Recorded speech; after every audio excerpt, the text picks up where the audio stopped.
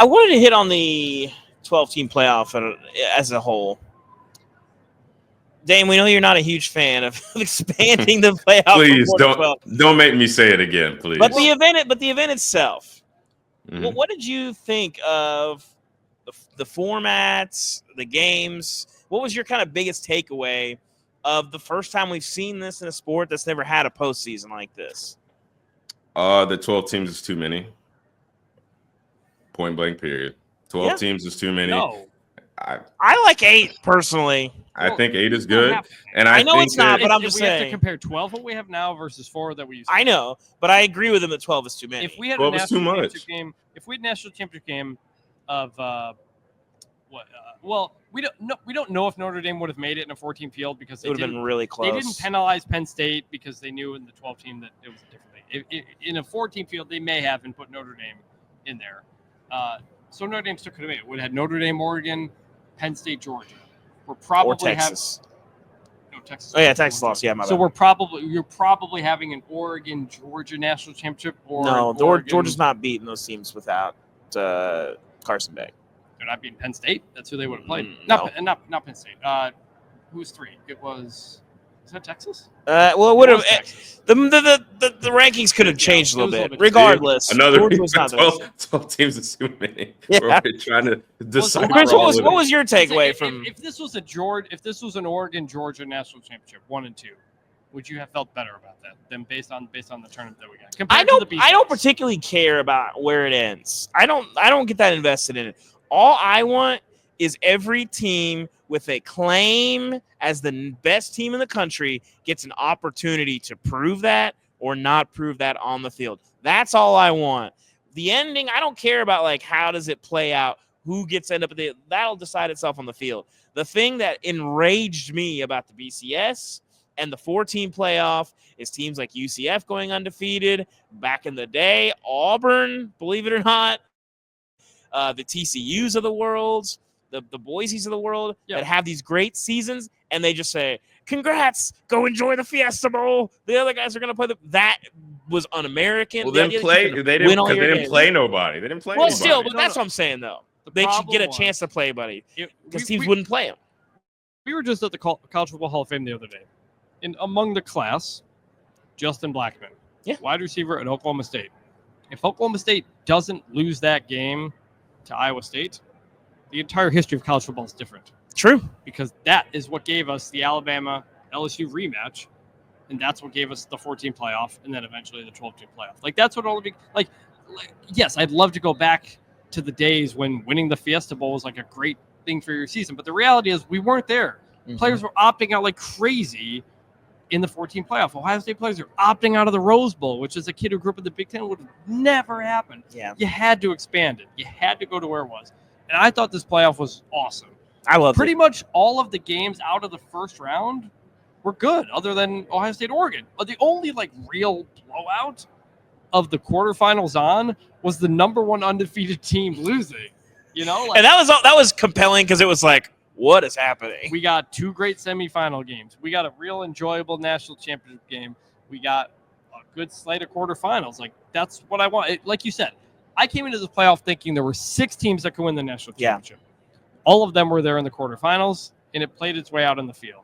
And the way it was set up, the regular season felt more important down the stretch. Miami's lost to Syracuse, huge deal. Alabama's lost to Oklahoma, huge deal. Ole Miss has lost to Florida, huge deal. Yes. Those wouldn't have mattered. Not as much in the old way. Like to me, this played out pretty much as well as it could have, other than Oregon doing what they did and getting an unfortunate draw. We just had the CFP commissioners meeting. They're not changing anything yet. I thought this was a huge success. I think there's a lot of people who feel the way you do, Damien, who look at this and say, well, we had a national championship game with no conference champions, and, you know, I would like all of these teams to get off my lawn and all of that. I think there's a lot of people who feel that way, but I still, and I don't want to minimize how those people feel, but I think as a whole, combine the way that you had, Chris, all those relevant games the last month of the season, even like in October, you're looking around and you're going, there's like 50 teams that can make the playoff. I think this is a huge net positive for college football. And again, the team with the best roster won the national championship. And yes, you might not like that they got a mulligan. You might not like that, well, they didn't deserve a chance to play there. But you did get the best team at the end holding it up. And that there's something to that. How does that sit with you, Dame? That a team with a complicated season as Ohio State that obviously, if you play this season out like 100 times, probably wins the most national championships. But in this one, had kind of a complicated season. Does it make you feel any better that you have the Buckeyes at the end holding it up? Well, listen, I've never sat here and said that they should have left it at 4. I just said that 12 was too many. I think that when you have a team like Ohio State, obviously, who screwed around against Michigan, screwed around against Oregon, and they picked themselves up off the mat, like I said, and found a way to get to a national championship, like I can respect that. Like they were, even though they didn't make it to the conference championship, I thought they were the second best team in the Big Ten at the time. So they had a right to get in. They had a right. I just think that 12 teams is so many. And my biggest fear, my biggest worry is that it's going to dilute the product. And the next year, there are going to be teams that play and that coach in a way that are like, okay, if we lose one game, if we lose to our biggest rival, if we don't make it to a conference championship, if we don't do this, we're still going to have the opportunity to play for a national championship as long as we get hot at the right time. Some people may like that, but I would like to see the best teams, the teams that end up in the 12-team playoff, 18 playoff, whatever, be the teams that were dominant from start to finish. Yeah, you can lose a game here and there. I'm not saying you have to be perfect all season long, but I don't want to live in a world where we just create mulligans for everybody and anybody who has any sort of, case to make it into the college football playoff. I think that teams should have to play competitive all year long. I don't think that, giving these teams outs and being like, okay, well, you can do this, you can do that, which is really bad, and you can still make it at the end of the day. I just don't like the precedent that it's going to set going into next year and then potentially the year after that and potentially the year after that. I just think, like I said. Yeah. So let me just explain why it's not an 8 team that you would want, that a lot of people would want, because they had to expand from 4. That's where you're at. So where do you go from there? Well, you can go from 8. But if you go to top 8, most of the other conferences didn't want that because they knew it was going to be all SEC Big Ten teams. So you have to do something to let them in. You can't do 5, 6 automatic bids and 2 at-larges because the SEC doesn't want that.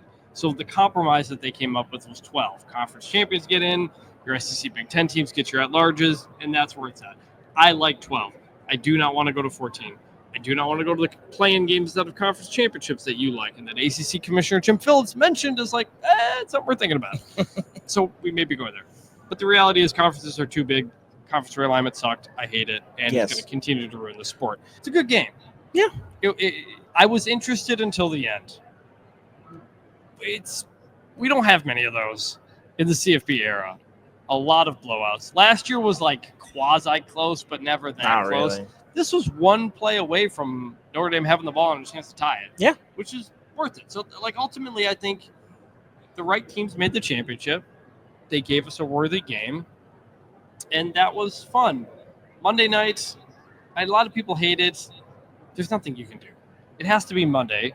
Yeah. It can't be New Year's Day because you have way too many games to play before then. You got to give these kids some rest after conference championships and whatever. There's not a real fix. Joel Klatt was kind of going off that about today. There's no real fix for that. So we'll talk about these things more in the coming episodes and whatnot. But I think the 12-team playoff was a huge success.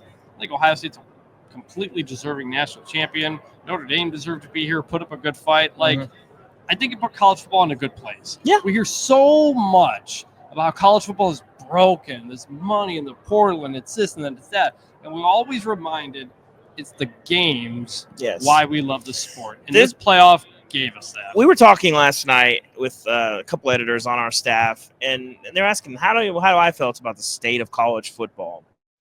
College football is going through puberty right now. It's maturing into something that is better, that is more equitable, and that will make you with fewer aspects that make you want to take a shower when you look at it.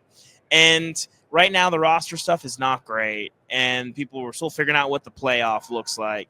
But I think when you talk about revenue sharing and we can get a agreement that looks better and it's fair for all sides, we're in this stage where it kind of stinks, and it's really – no, I'm talking about the off-the-field stuff. I'm talking about annoying. Yeah, well, college football maturing into something.